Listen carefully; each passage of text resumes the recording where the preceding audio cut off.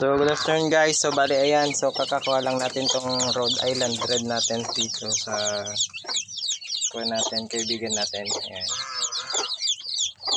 Bali 17 pieces to guys. Yung Rhode Island natin na may kasamang incubator na. Ayan.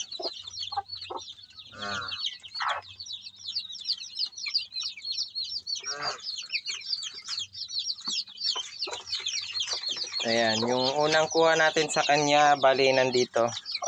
4 na piraso yung kinuha din natin na mas puno. Bali ayan yung Rhode Island natin, yung 4. Ayan. And tapos may napisa po tayong mga sisiw dito. Ayun o. Ayan. Tapos ito, bagong pisa din to. Yun yung mga anak. Ayan, yung Rhode Island.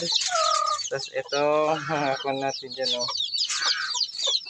Ayan, may mga kuha natin na naman tayo.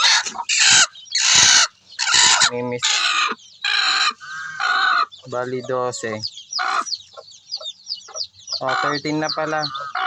2, 4, 6, 8, 10, 12, 13 na itlog pa.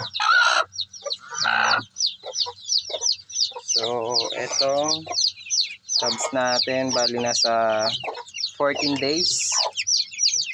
14 days na yung ating mga cubs.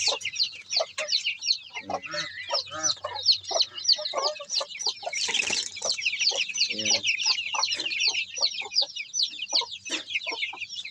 14 days guys. Mas maliliit to kaysa dito. So, ayan yung road. Bali 17.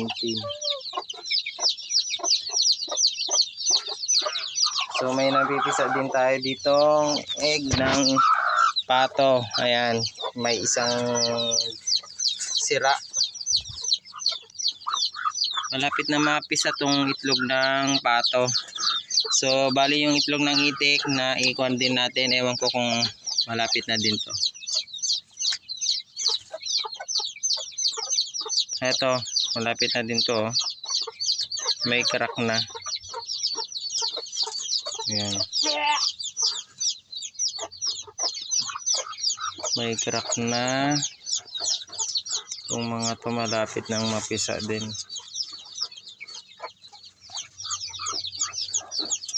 Lahat to itlog ng itik guys, yung pinapisa natin dito.